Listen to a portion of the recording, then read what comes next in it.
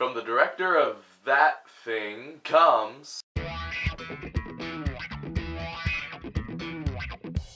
Ender's Game. So Ender's Game is directed by Gavin Hood, the guy who brought us X-Men Origins Wolverine.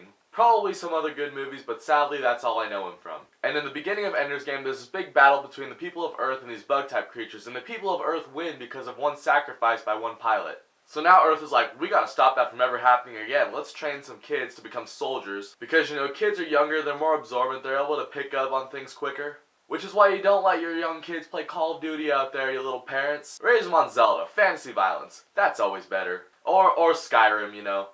More fantasy violence. It's kind of the same thing. So anyways, back to Ender's Game. The main kid in this movie, his name is Ender, of course. And he's been inducted into the Super Awesome Soldier Society. That's probably not what it's called. It's basically like Starfleet, where he's training to become an awesome soldier and use those awesome phaser guns that they have. Now, I was seeing the trailers for Ender's Game and I was like, okay, this kid looks like he might be annoying. Harrison Ford's in it, that'll be good. I think it'll be okay. But I have to say, this movie surprised me. It was actually really awesome. It was weird. So I'm going to start off with Ender, Asa Butterfield. This guy was awesome. I saw the trailers, I was like, he's going to be all whiny and emotional and Anakin Skywalker from the prequels. But Ender is smart. He's like way advanced beyond his age. That being said, he's also human, he's also vulnerable, and he's not afraid to throw down either. His tactic for beating people is you beat them in the battle, but you also have to win the war. Go further than you need to, that way they won't want to mess with you ever again. That was really cool. You don't really see that in kids nowadays. Probably for some good reason, but it's really cool how he's tactical like that. He thinks in strategies. That was awesome.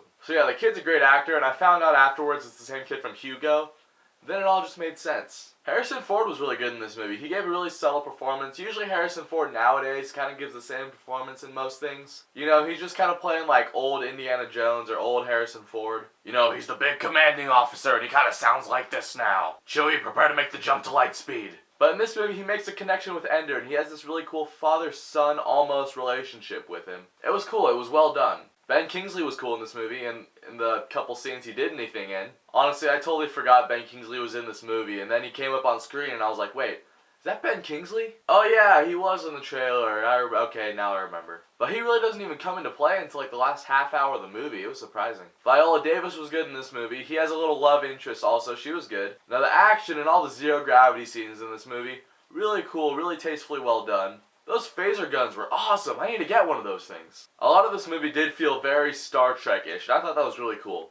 Ender at times kind of reminded me of a little Spock, you know. He's really intelligent, really smart, but at the same time he's human. He has that compassionate side to him. And I like me some Star Trek, so I liked Ender's Game.